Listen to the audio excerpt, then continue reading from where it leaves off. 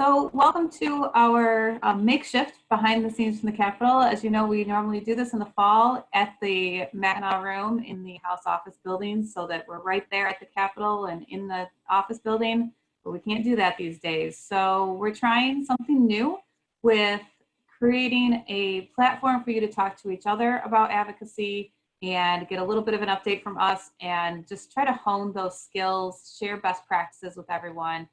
So that's going to be our goal today. I'm Jennifer Smith. For those of you that don't know me, I am Director of Government Relations.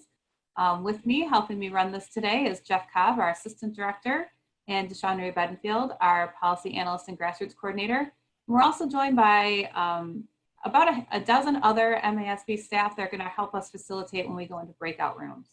So thank you to all of the MASB staff that's helping, and thank you to all of you that are here. I really appreciate your interest and desire to become better advocates. So we're going to start off with a quick legislative update. I'm going to have Jeff go through some federal issues. I'll go through some state issues. And then we are going to break out right after that into breakout rooms where you'll be randomly assigned. There will be one MASB staffer with you, and they're just there to sort of help you with the conversation. We want you to talk amongst yourselves about what do you do that works? How have you been able to build relationships with your legislators? What sort of events do you invite them to? Just sort of those things that help, things you've tried that didn't work, that would be good too, but just to have those conversations in small groups. And after that, we'll come back, we'll have some of those groups report some of their ideas for the full group. We ask all the groups if you could keep track of your best practices and either copy and paste them into the chat or email them to Jeff and I later. We will put those all together and send them back out or make them available. Following the breakout discussions, we're going to turn it over to DeShondria to talk a little bit about the Grassroots Advocacy Program and how that ties in with your best practices for advocacy. We will take questions as we go, or if you want to wait till the end, we can do that too. But especially on the legislative update, if you have questions as we go, that's fine. Just put them all in the chat. We are going to keep everybody muted for now, just to cut down on the background noise. So if you notice that you're not muted, please mute yourself and then use the chat function to ask any questions. And with that, I'm going to turn it over to Jeff for the legislative update. Yeah, thanks. Thank you all for being here. Just gonna touch briefly on the Census 2020 update. As you know, it's coming down to the final few weeks to collect the information for the census. And the reason that we've been pushing so hard to have an accurate count is because it really does impact our school districts. We want to make sure that we get the funding from the federal government that we should be receiving. And again, it goes to all kinds of programs like special ed, Head Start, after school programs, classroom technology, food assistance, child health programs. So it's really an important that we get everyone counted. Michigan is doing pretty well. We're 5th nationally in terms of people completing the census. We're about 70%. We still have a ways to go. The goal is to get up to 82% counted. And some cities and some rural areas are still doing kind of poorly, and those are generally the hardest ones to get people to fill out the census. And so if you are in an urban area or in a rural area and you can facilitate, help get the word out through your contacts, I think that would be great. So right now the census is scheduled to conclude at the end of September. There is a federal court case that is proceeding that could potentially extend it through the end of October, which would be helpful. We support that effort because that'll give more time to collect the data. But so that's where we're at with the census. And again, if we really want to promote it, make sure that everyone is counted. We have some districts that are doing, sending the information through their emails or on their websites, and we would just encourage you to continue doing that. Moving on to some of the federal updates, there are two things.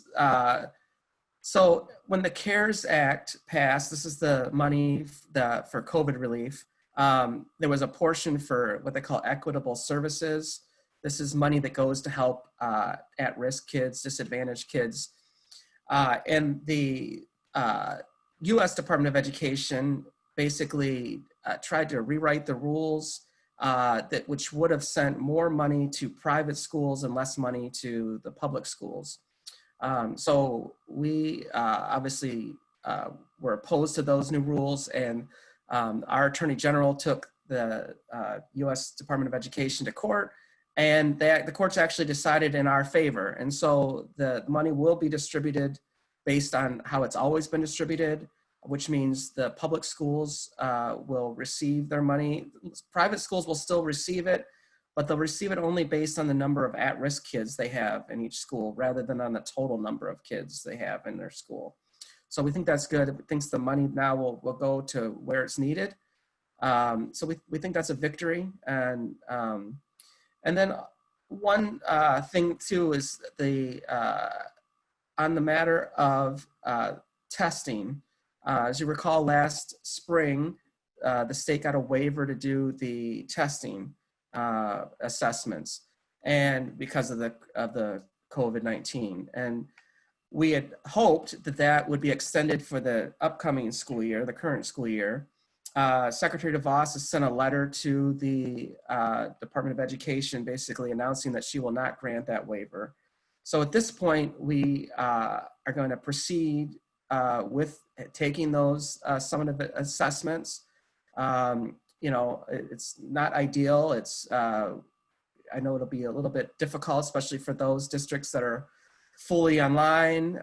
So we're not really sure what our recourse is yet, but that we just want to make you know that we are not going to be getting that waiver this year.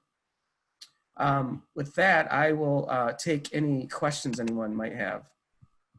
Beth, can you touch on NSBA's Advocacy Institute and what they're looking at doing with that? Oh yeah, sure. So as some of you have been on the Advocacy Institute, this is what we usually go in the end of January. We go to Washington, D.C., and we have a conference where you learn how to engage more effectively with your Congress people.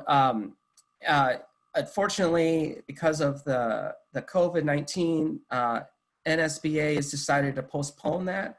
Rather than trying to do a virtual Advocacy Institute, they want to make sure it's in person, because really a big part of that is when you go over to Capitol Hill and you meet with your congressperson or your senator. We have the Senator's Breakfast where we invite Senator Peters and Stabenow, and you just don't get the full experience unless it's in person. And so they are postponing that until late June, early July. And the hope is that by then the virus will be under more control and it'll be safer to travel and do in-person events. And we will certainly keep you up to speed on that. They still will hold their equity symposium, which is usually part of the Advocacy Institute. It's usually the day before. They'll still have that, but it will be a virtual, and that will still take place in January. But we'll keep you posted. We fully plan to participate and encourage you to participate. It's really a great event, and so it looks like we'll be doing it in the summer, so it'll be a little warmer this time. Any other, oh, and I guess one other final thing, there has been talk about another COVID relief package coming from the federal government. Both the House has passed the HEROES Act, the Senate has something called the HEALS Act. It looks like things are sort of stalled. It's not looking very likely that anything will be taken up in the very near future. There is a continuous resolution that's supposed to be adopted the next week or two that would keep the federal budgets going, but there won't be any COVID relief funding attached to it. So, that's where we stand on that. All right, thanks, Jack. Sure. At the state level, this week, starting yesterday, the Department of Health and Human Services through the governor's office is going to start reporting weekly cases COVID cases that are in schools. You should be getting contact from your local health department before this happens, probably Thursday or Friday before. And then at 3 o'clock on Monday, starting this week and going forward, it will be announced which districts have outbreaks. And an outbreak is defined as 2 connected cases in date and time and that do not live in the same household. The list includes the name of the building, the address, whether it is students, staff, or both, and how many cases. And then the level. So if it's a high school, middle school, elementary, things like that. So all of that is being reported along with every university that has cases and private schools as well. So that first list came out yesterday. The universities got most of the coverage yesterday because there are a few universities that have hundreds of active COVID cases. From what we were told from the governor's office, the cases that are supposed to be reported to be announced weekly are supposed to be tied to a school-related activity. So if a student and staff were in close proximity in a school and they both tested positive, that would be reported, but it's not necessarily supposed to be reported if it happens outside of school and is not linked to anything school-related. The problem is if you don't know or can't prove it, but they're both in the building, then they will probably list your building. This happened to one that was on the list yesterday where they have staff that tested positive. They actually contracted it before school began, and they are virtual, but they were still put on the list because it was 3 staff people and they are reporting to school. The staff is reporting to school, not these 3. So those will be reported every week. They are supposed to take care to mention that just because you are on the list does not mean that the district is not taking the proper precautions to protect against COVID-19, or that if you're not on the list, it doesn't mean you should let your guard down. So just be aware that that's happening.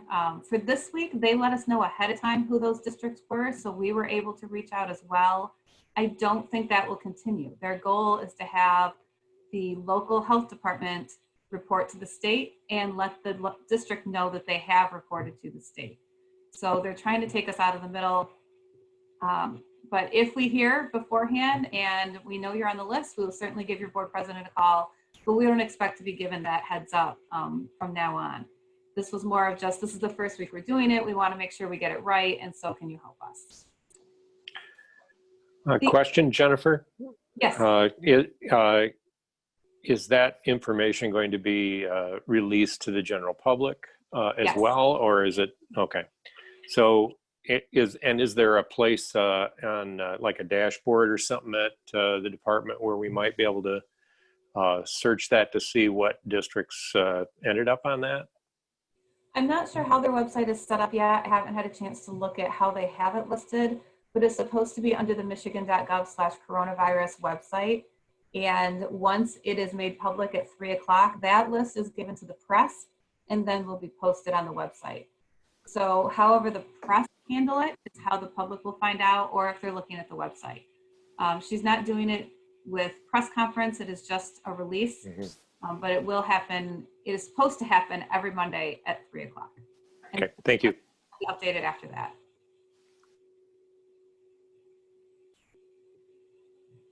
Can I ask a question? Sure. Are you saying that if the case is a virtual case, the child is not in a face-to-face or a blended modality, are they still attaching that case to a school? That would be a question for your local health department. When I reached out to the governor's office about that, the information they are getting is coming directly from the local health department. So if the local health department deems that those cases are related to a school function, they may report the district. But you're right, if you are completely virtual and the students did not, if you have 2 cases and they can't show those students were within proximity to each other, it won't get reported because that's not considered an outbreak. The outbreak, you have to be able to show that they were in the same place for a length of time. And so they caught it from each other. So in the virtual realm, you probably won't have a lot of that where they can show causality that one case led to the other, so it wouldn't be reported.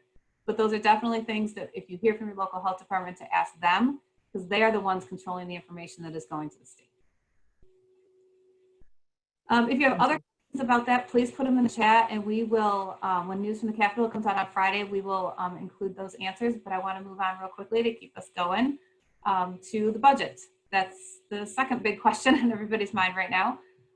We do expect the budget to be done by next week. We heard that they got target numbers over the weekend and they're working right now. They are also working on boilerplate language. So we do expect to see something passed and on the way to the governor by the end of next week. The House is hoping that next Thursday will be their last day and that they can go home until probably after the election. So we expect to have a budget in hand. We don't know what it's going to look like yet. If you remember back to the May Consensus Revenue Estimating Conference, they were estimating over $1 billion budget hole for last year and for this current year we're sitting in, and next year, and close to $1 billion 2 years out. Because our revenues came in higher than expected at the August Consensus Revenue Estimating Conference, it was found that we had a $1 billion surplus in the school aid fund to move forward. This is because we balanced the 1920 budget on the May numbers that look so bad. So because we balanced on those really bad numbers, we have enough money to roll forward. And so that money will be where the budget starts from. So the good news is we're able to roll that money forward. We don't have another $1 billion to cut. The bad news is this is not ongoing. So we're looking at probably about $350 million if we had a flat budget, $350 million surplus in the school aid fund. However, the general fund is still looking at $315 million deficit, even with the $1 billion they're rolling over for the general fund as well. The next revenue estimating conference will not be until January, so these are the numbers that we're going to use for this budget. We expect worst case scenario is a flat per pupil allowance. We need to be very careful with this $350 million because just as fast as our money came back, it could go away again if we have to shut down as we go into the winter and go into flu season. So we want to be very cautious with this money. We're keeping an eye on it also to make sure that 317 and 350, that they're looking at negatives and positives, that one doesn't get used to fill the other. There's also been rumors that they will pull back budget stabilization funds that they put into the budget to get through 1920. There's a rumor they could pull some of those back, which we obviously don't want to see either. We are pushing for that if they're going to spend that surplus, to do it in a one-time appropriation, so that if we see a downturn as we go into the winter, we wouldn't have to cut per pupils. We could cut the one-time funding instead. At this point, we have no idea what they're going to do with the money. If they're going to increase per pupil, if they're going to do a one-time expenditure, if they're going to put it somewhere else, we don't know. So a flat budget would mean it would be the per pupil amount that you got at the beginning of the 1920 school year. There's enough money to fill the cut that they made in July, so that we don't see a decrease in the per pupil funding from the beginning of last year. So whatever your per pupil funding was at the beginning of last year, that should be the lowest point for your beginning of 2021. As you know, the fiscal year for the state ends in 15 days, so they have to get this done, but it does look promising that they will have numbers and have this ready to go by next week. They're in the process right now of just moving the bills around just logistically to get them in a place where they can put them in the conference committee where the final amounts can be put into that budget. Unfortunately, that means we're probably not going to see anything until they hit conference and until they start revealing those documents. So we are keeping in touch with all the people we can to try and get the information we can. I just don't have a lot of detail for you. A couple of things in the boilerplate to be aware of.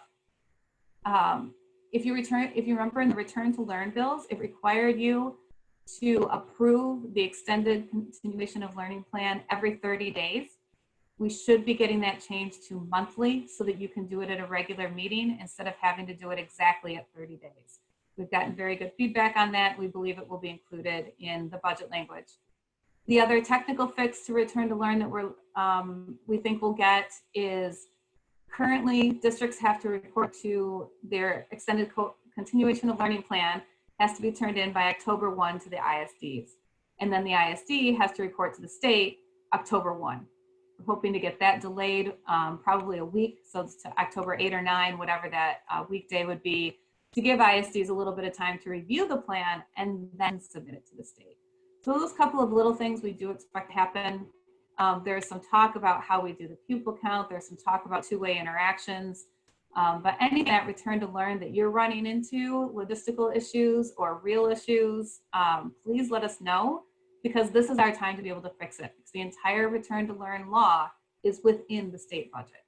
So if there are issues that you want to flag for us, please let Jeff or I know so that we can talk to people and that can make decisions and hopefully get some of that taken care of.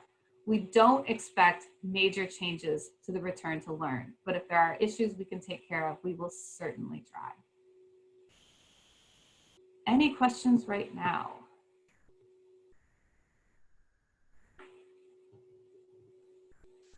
I have a question when it comes to days and hours. Do we see any support in terms of changing it so that there's more flexibility in 1,098 hours? You know, we set up a plan for 5 days of instruction and virtual, and really the issue that we're running into is we don't meet the 1,098 hours. But if we were, let's say, doing a hybrid model, you know, it seemed like it was forcing us to do hybrid or virtual, and that face-to-face is actually harder to meet those standards, and that's what everyone wants is face-to-face. So more flexibility on that front would be appreciated. So under the Extended Coalition of Learning Plan, or under the law, if you have an extended continuation of learning plan that is adopted and then reviewed every month, you should be exempt from the 180 days and 1,098 hours. As long as that plan shows that you intend to deliver the same amount of instruction to maintain, to meet the standards for your grades, then you will be exempt from the 1098 and 180 days. What we're running into is that two-way communication to prove that it's happening. So the waiver should be fine. It's the proving the two-way interaction where we're hearing from a lot of districts is becoming an issue. But as long as you have that Extended Coalition of Learning Plan adopted by October 1, you are supposed to, there's supposed to be just blanket waivers for the 180 days and 1,098 hours. That's not what we've been hearing from MDE. There's many more hoops to jump through, so that's helpful.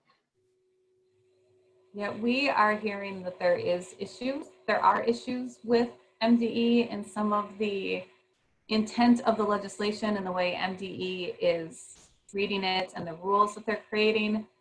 Those are ongoing conversations between us and MDE, the governor's office, and the legislature. Hopefully we can get some of this sorted out, because you're not the only district that has said, well, you told us one thing and MDE is telling us another. So we're trying to get some of those details sorted out. And while it doesn't help, we're working on it, and please have patience, but we'll try to get that settled so that districts are not in a situation where they feel like they have to do a certain kind of instruction in order to meet the days and hours requirement, because that certainly was not the intent of the legislation. For growing districts, there are no exceptions right now to the 75-25 pupil count. So that's what's in Return to Learn, is that your membership count will be 75% of the 1920 count and 25% based on the 2021 count. We know that there are districts that are growing that will see like probably lower numbers or could see lower numbers under that. Our original request was the higher of either last year or this year, but we could not get any traction on that. At this point, our concern is that if we continue to change what membership count means, it throws the whole membership thing back into that realm of uncertainty. I don't know if we will see anything. I know there are districts that have been bringing this up, but I don't think that we will see much of an adjustment to that 75-25 blended count, because that was negotiated between the governor's office and the legislature, legislative leaders. And so I don't know that that will change. This is where some of our frustration with Return to Learn came in, is that we were not at the table. We were informed of what was going on the day before it was brought to the legislature. So some of these things that we would have liked to have talked about, we weren't able to. And so I don't think we will see anything else, but never say never until the budget's signed. Yes, Dawn, I misspoke. You must have your Extended Coalition of Learning Plan done by October 1 and submitted to the ISD. It does not require a board vote. Your board vote is required monthly after that. Right now, every 30 days after that. Hopefully it will be monthly starting next week. But no, that initial submission does not require a board vote. You are correct in that. And thank you for catching me on that. And again, if you have more questions about this, please put them in the chat and we will gladly get to those either at the end of today or in News from the Capitol on Friday. We're going to put you into breakout rooms at this point. You will be assigned automatically, so you don't have to do anything except click accept when the little thing pops up on your screen. We ask in these conversations that you talk about, what's worked for you, what hasn't worked for you, and just sort of share ideas and best practices for your advocacy efforts. You've heard some of the things that are coming up now. How would you get a hold of your legislators now to talk to them about what you'd like to see in the budget, that sort of thing. There will be an MASB staff person in each room to help or answer questions if you have them. And we're going to take about 20 minutes to do that. You'll get a 5-minute warning and then a 1-minute warning. Please pick someone in your group to be a note keeper. And that person can either email your notes to us or cut and paste them into the chat. We'll grab them from there. And when we come back in about 20 minutes, we will have a handful of groups report out. So have someone that would be willing to speak as well. And with that, I'm going to send you into your breakout rooms. And if you have questions, please feel free to ask them of your friendly neighborhood MASB. So are there any groups that would be willing to share some of the ideas and best practices that they had? Otherwise, I'll call on you. So does anybody want to volunteer?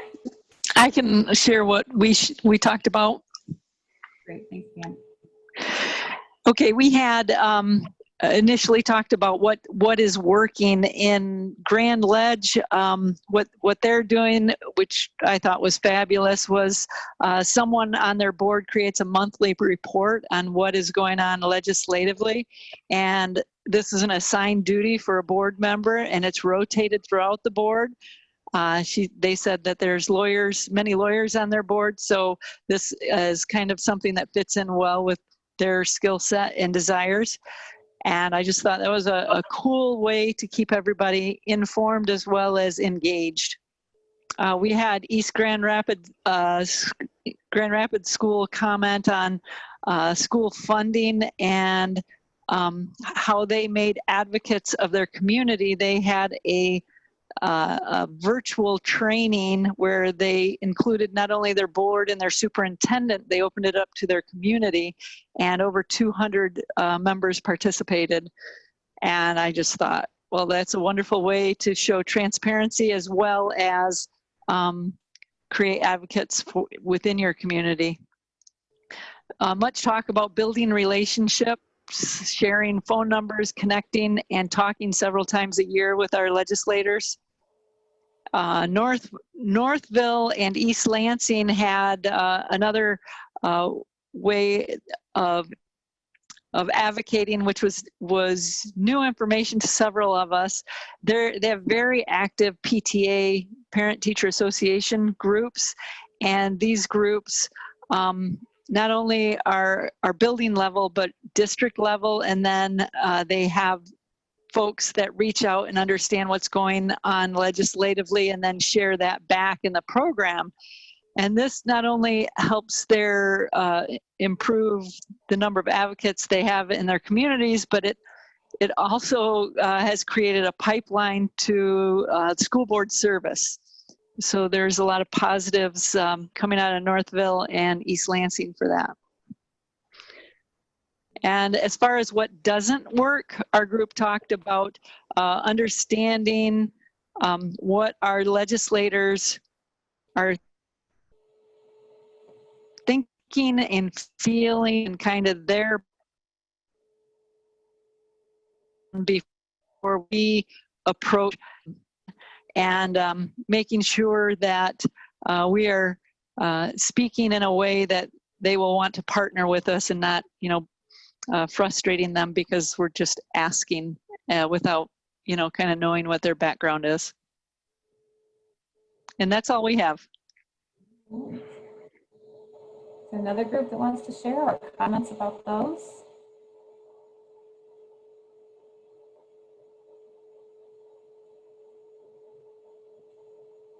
I'll share for my group. I had a smaller group, so there was only a couple people in it. But I thought it was interesting. I had a member say that her district's not that involved in advocacy.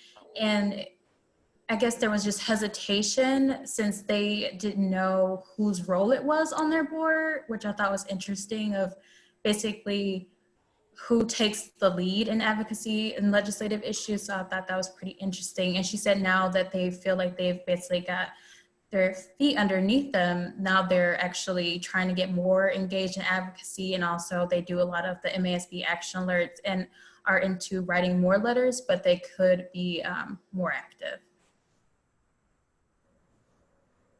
I think it's a question probably came up in more than one group about who is responsible for it. And advocacy is everybody's job.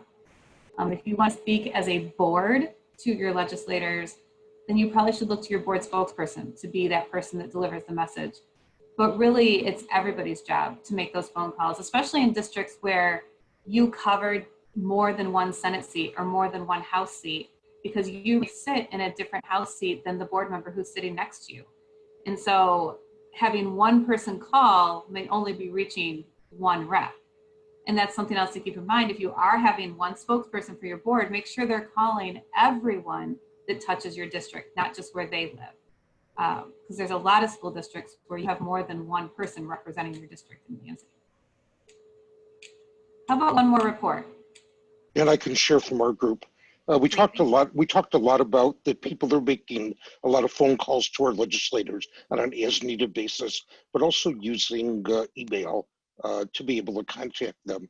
But also now that with many of our legislators doing maybe weekly or every other week Zoom coffee hours, that we're kind of attending those and having the opportunity then to be able to speak with our legislators at that time. But I thought it was a real good point you said, how it is everybody's responsibility. And I know that there are times where there's one real active board member and the other board members say, well, that's your thing, you go ahead and do it. But our legislators don't want to hear from the same person every single time. It's so really important that all of the board members are acting as advocates on behalf of the children. Great, thanks, Mark. Our group talked about building relationships with them so that when you need to call on a tough issue, you've got that relationship as a strength of what we work through. A frustration is it feels like there's only 3 people in the state of Michigan right now making decisions. And the governor and the 2 leaders of the House and the Senate, and that the rest of the body is completely out of the loop on decisions that are being made. And then legislation comes out riddled with problems that we have identified that we weren't able to identify before it became law. Jen, I can share our group. Again, a small group, just 3 of us and Jeff. One of the really unique opportunities that was mentioned was from our member from the Marquette area, and they mentioned, Shelley mentioned that they had a ongoing group of legislators that they had developed this program where they got legislators to come to the UP once a year, usually in September, to see the colors, and an opportunity for those folks to meet with educators and to share thoughts and to do some advocacy that has kind of gone back and forth. Apparently it turned into an opportunity for business leaders to join, and then the business groups ultimately became the dominant group in that, and the education discussions kind of were pushed a little bit aside. So apparently that doesn't happen quite often anymore, but sounded like during its heyday, it was a great opportunity for the legislators to understand some of the really unique challenges. Another point that was made, I thought was really great too, was asking MASB to help us with some more localized talking points. Whereas it's great to have, of course, statewide education advocacy around issues that all school boards may join in together. There are also some specific areas of advocacy for regions that would be helpful to have information and 2 or 3 talking points to use for advocacy. simple but direct, and ones that could be focused on for particular regions. We also discussed other means by which we might reach out. Email, of course, was mentioned. Jeff had suggested, which I think makes a lot of sense, the opportunity to get text numbers so that you could text legislators, particularly when hot issues come up and you need to get to folks right away. That made a lot of sense too. Please, Jeff or Shelley, jump in and fill in others, but I think those were the kind of the key points of our discussion. And local talking points are certainly something we can try to help you with. We don't necessarily know, this is why we reach out to contact your legislators, is to let them know what's happening local. But we can certainly help you with questions to ask your administrators, questions to ask your business officials, things like that. So we may not have the detail, but we can certainly help you think through what would be your details and help you figure out where to look for those. So if you are ever looking for those local talking points, or don't really know where to start with your talking points, always feel free to reach out. Jeff DeChandre and I are here, happy to answer any of those questions, because the more we can help you get involved, the better we are at our jobs too. Yeah, thanks. And I think go ahead. Okay, this is Lana Ford. We talked a little bit about making sure that you know who the aides are, as well legislative aides, as well as the secretaries, the gatekeepers. So again, you develop a relationship with those individuals, key individuals, and be prepared with a message and keep that message succinct when you're talking to a legislator, and try to keep everything on track, because there are experts at kind of derailing your message as you're in a conversation. I could just add briefly for our group, as others have mentioned, of course, developing a personal relationship with your legislator if you can. In some cases, that's more successful than in others. I know my own personal case, I have a close relationship with one of our state legislators, and she and the staff reach out to me with questions or needing information. In another case, our superintendent has developed that relationship with another legislator, so that's helpful. And in some cases, it's simply sending emails and getting a form response back. So it really, different levels of engagement. In Washtenaw County, there's an association of school board members, and so we get together 3 or 4 times a year with all of the state and national legislators are invited to come. And so that's a great opportunity to kind of talk and share our concerns and ask questions and help shape legislation. Also, whenever MASB has had their advocacy day up in Lansing, I know our district has supported taking up to 10 school board our community members, and so its first option is to local school board members, and then we invite kind of key leaders in the community, for whether they represent PTAs or our Ed Foundation or other individuals who are very active in our school community, because I think a key is not just for school board members or superintendents or teachers to lobby for legislation, but for those in our community to be aware of school funding and legislative issues, and then to lobby as well. And I think that has been helpful. One of the individuals in our group said that he has gone to Washington, D.C. With the day that's sponsored through the National Association of School Boards, and met with federal legislators there. In another case, their district was impacted by the floods with the dam failures in the mid part of the state.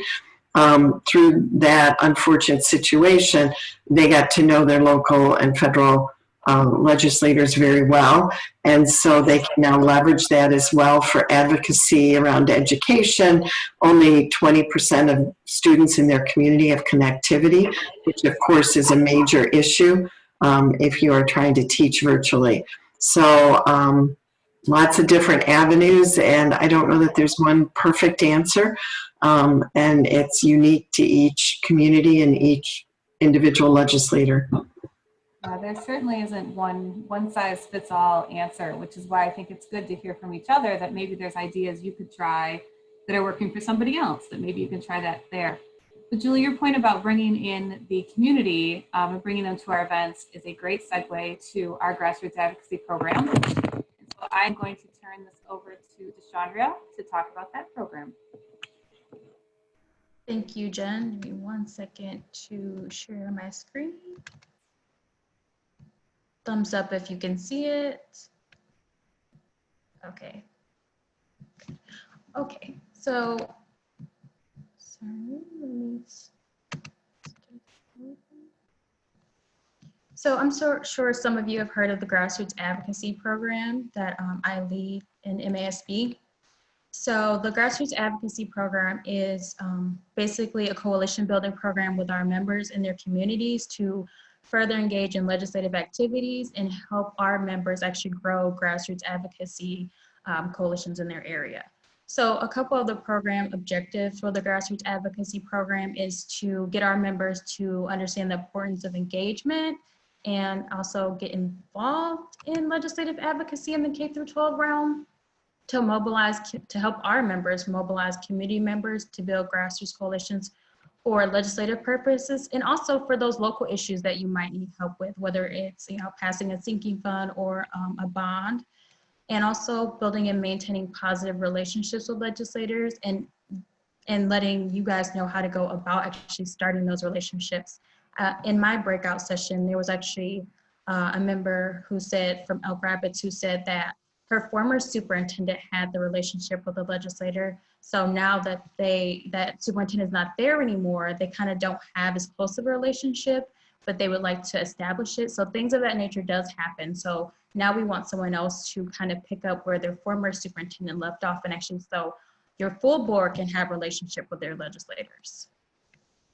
So it's very easy. Advocacy can be quick and easy, and you have to choose the best advocacy method that works for you, whether that's an email, whether that's a call, whether that's a text. Do what works best for you in your time. And also you can work on issues important to public education, also issues that are important to your district or region specifically. And also share positive stories about public education. I was in my breakout room just talking to a member about how having a PTA group present and having those in the community willing to share the district's perspective. And during a time of COVID-19 where there's so much misinformation, of having those people in the community that can help you out with actually sharing accurate information could be helpful. You are supporting public schools and staff when you do get involved in the legislative arena, because they're hearing from issue experts. And there's no experience necessary in order to become an advocate. You guys are elected officials, just like the state rep and state senators, so use that to your advantage. You don't have to go through a lot of advocacy trainings, but you do want to have the most accurate and easiest methods to advocate. But I will say that advocacy can be easy. It doesn't have to be, you don't have to be a policy wonk to be an advocate.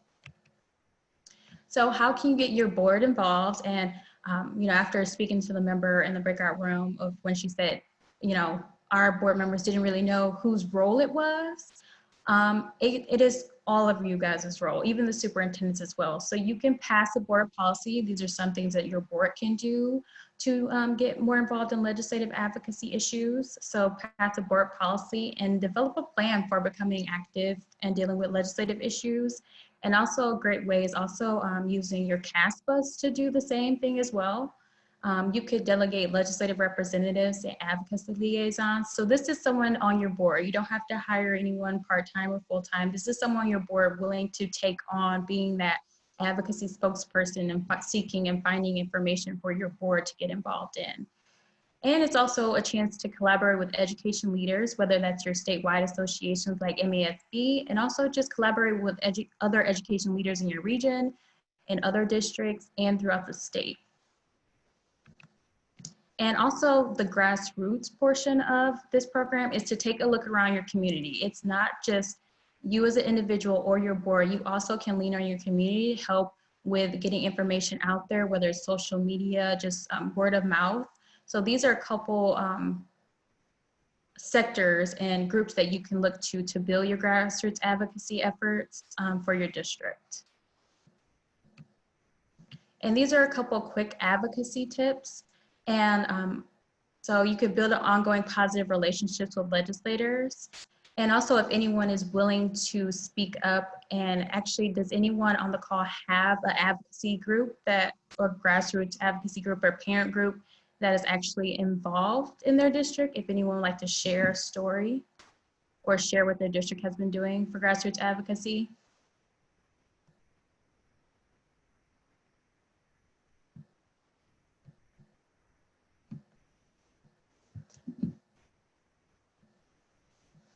Okay, well, if you don't have a grassroots advocacy coalition in your district, I mean, it can help to lean on parent groups and PTA members and also student groups as well. So there's a couple of people that are right there in your district that you can talk to.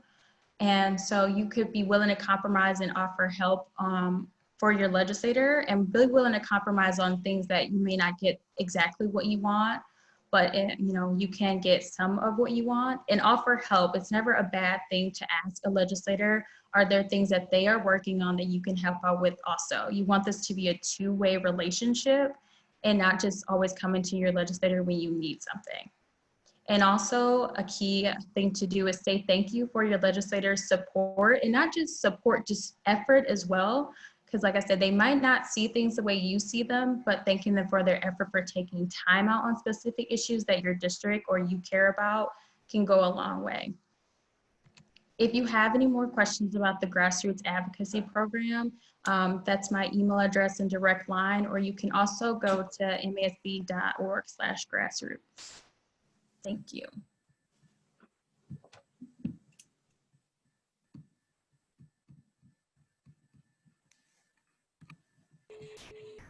Any questions for DeShandra? I have a question. Go ahead, Denise. Thank you. DeShandra, one of the things that you said was offer help. I don't know what that would look like. Could you explain, talk about that just a little bit more, please? So if you have an education issue, education policy issue that your state rep or state senator might not be that well versed in, because say they don't have a background in education, you know, they're not a teacher, they've never been in there. So offer suggestions on legislation, or sometimes if they, you know, don't really understand the technical or the long-term impacts, offer those as well, and just, you know, tell them that if this happens, X will happen. So sometimes offering help in how they can think about the legislation and long-term impacts definitely helps. So, and also just offer help in things of just, is there anything that they would like you to communicate back to your board, like a two-way communication kind of thing? So just offering input and advice. And then there might be other, you know, bill drafts that they're thinking about that they would like to run by a board before they actually put it out there. So that's what I mean by offer help. Thank you. Thank you for your question. DeShandra, I have a question. Yes. Could you go back to your slide in your presentation that listed the organizations that might be interested in a grassroots advocacy organization? Yes. Thank you.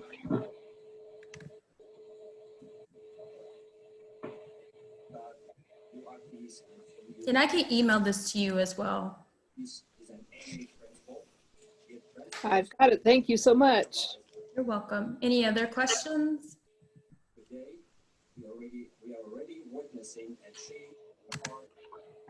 Thank you all. As DeShandra mentioned, this is a program that she is spearheading. She will help and help you get these coalitions started. We try to do them on regional levels. So if you're thinking about building this coalition, think beyond just your board, some of your neighboring districts, your ISD, and reach out to DeShandra. She'd be happy to come out and help facilitate getting that set up and next steps. And I know we had a handful of them going before COVID, and it's hard, of course, to do these since then, but we will do what we can. So always feel free to reach out if this is something that you want to explore in your area. And part of DeShandra's expertise in this is helping you find those community members that would be willing to help, because sometimes if those by one group not knowing the background of your legislator. For example, if the background of your legislator is a small business owner and you've got your local chamber that's working with you in this coalition, maybe the local chamber is who makes the phone call on behalf of the education issues.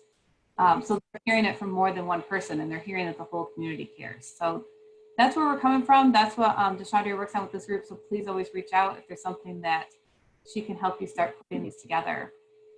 Can I also mention the fact that, you know, spring will be a great time for grassroots advocacy because we have a group of new board members and we will have a group of new state reps. So it'll be a great time to have like advocacy trainings in the spring.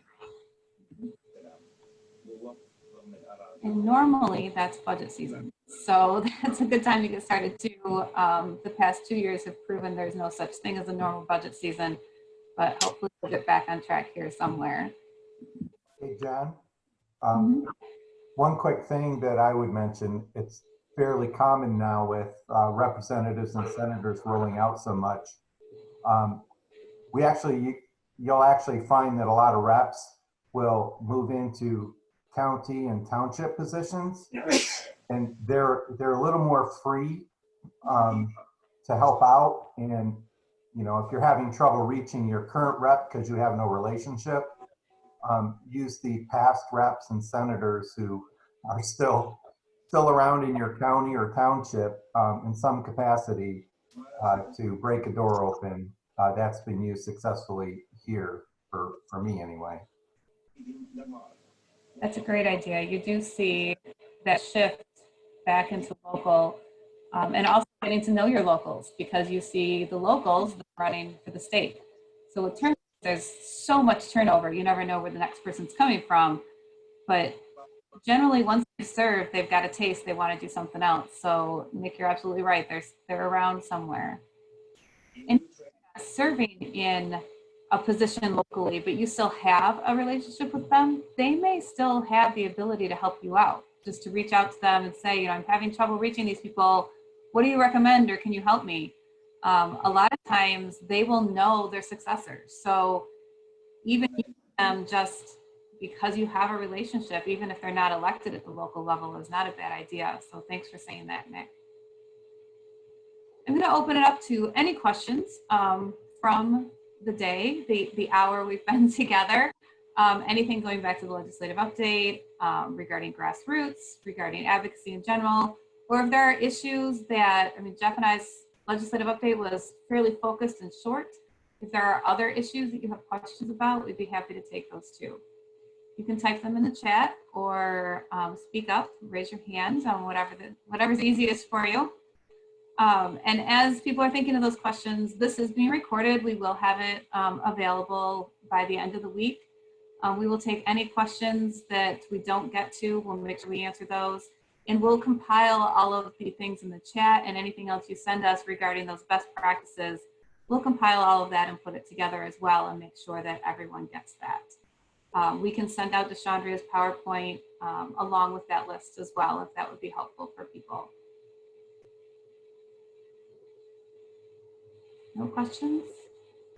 Don Hubler, you raised your hand. Go ahead. Hi, Jen. In our breakout, there was a couple of discussion. There was mentions of making sure that is communicated our contact hours and what those requirements are. Significant concern about staff development. Our staff's under a tremendous amount of pressure in developing curriculum and responding to the parents. And there's all these different models on how the parents are addressing, or the teachers are using the technology and communicating back with their students. So the contact hours with the students and the personal development hours and the hours that we have to demonstrate for contact or seat time, just to make sure that that's communicated. So we have the flexibility to respond to many of the questions we're getting now from staff. So appreciate the effort. And earlier, Nick's comments about coordinating or working with the local community, we have I think we have a new awareness of the impact of education, K-12 education on the economy. And so those partners that we have both in local communities and businesses are strong partners for advocating for a strong educational system that responds to the needs of the local communities. And each one of our members had different community concerns, but they were responding. And isn't that exactly what we're supposed to do? Local control, where we adapt and listen to our community and make sure that they have a voice. So we have I think there's an opportunity now to have a combined voice with our legislator, both statewide and federally, on the impact of K-12 to our economy and our communities. Thanks. Hey, Jen, that brings up a point we talked about at our board meeting last night. We're using NWEA, and we've been using it for a long time, and I know MASB and others have been pushing to have more formative tests as our, quote, standards. And we thought last night out loud at our board meeting, this might be a positive outcome, one of the positives of the whole COVID thing, that using NWEA and measurement of our students and following that at least 1st through 8th grade might give us more data points and leverage as we're talking with our legislatures going forward, you know, with this whole M-STEP conversation that we've been having for a long time. So that came out, and, you know, I would just hold on to that data that you're using to do your formative growth measurements. If you're using NWEA or some other tool that's obviously much better than trying to do M-STEP, I just throw that out because we didn't think about it till last month when we were presented with NWEA being used 3 times this year to measure, you know, growth from last year to this year and at the end of the year. That's required by our legislature right now for the COVID plan. So I just mentioned that, keep track of that data because I'm sure Jen might be asking for it later. And there was one question back in the chat that I'll go back to about two-way communication. And under your extended continuation of learning plan, you have to have two-way communications with every student. The way the bill was explained to us, the way it was presented, was that this could be any type of communication. So if you gave a test and the kids all took the test, that would count as one two-way interaction. MDE is not being that flexible right now. And as I mentioned earlier, we are dealing with MDE with the legislature with trying to figure out how to get the points they made and the descriptions they gave the way that MDE is reading it. So we're asking as we do the budget stuff to make the language a little more clear, to allow flexibility in who can do those contacts. So it doesn't necessarily have to be the teacher of record. It could be a counselor, it could be a mentor, it could be a teacher aide. Right now, MD is being very tight about teacher of record.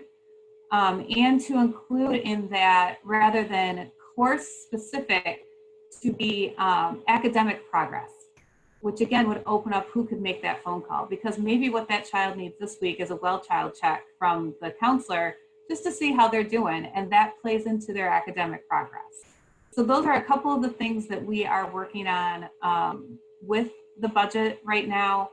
I don't know where this will go. I think that there's a lot of confusion because it was explained one way. Those districts who have used 5OD definitions for virtual learning are finding that it's not the same as what we're doing under Return to Learn. And there's just a lot of confusion around this two-way communication. So the legislative intent, from what we're told, was any two-way interaction. MDE is being much more strict than that. And so we're trying to figure out how do we bridge that gap to get everybody on the same page. So that is one of the conversations that's going on with the legislature right now. I just wanted to go back to that question that was asked in the beginning. Anything else before we wrap up for the afternoon? Lauren, I see your hand is up. I apologize. I didn't mean to do that. Okay. Yeah, Jen, I would just, you know, reinforce the comments you just made. We've been in the business of delivering curriculum in this method for about 10 years. And after our first year, we got into head-to-head with MDE about how they interpreted two-way communication. And so we did end up having, we put in place a very strict protocol for teachers of record to be the communicators, and developed a whole methodology for being able to document it, because it's not just doing it, it's the documentation is part of it as well. So it would be great if you guys are able to get more clarity for them at this point and more flexibility. Frankly, as you explained, there are opportunities to be able to have that two-way communication with other staff members that are more appropriate in certain circumstances. So, you know, that's good stuff. Thank you for that advocacy. Well, I appreciate that. And I would suggest for you, Jeff, and for anyone else who's finding themselves in this place, make sure you're talking to your legislators, because this is something that they don't know about. They don't understand, and we've never really dealt with it on this level. So the more you can inform them, granted the decision makers tend to be the higher ups, but the more that you can inform your own legislators and senators about how this truly works, better off will be getting some of that flexibility put in, because this is certainly an issue where the legislature does not necessarily understand, and some through no fault of their own. This is not something that's really come up before. I get tired of the word unprecedented, but there's really no other way to describe it. And so the more information you can share with your legislators right now, the better.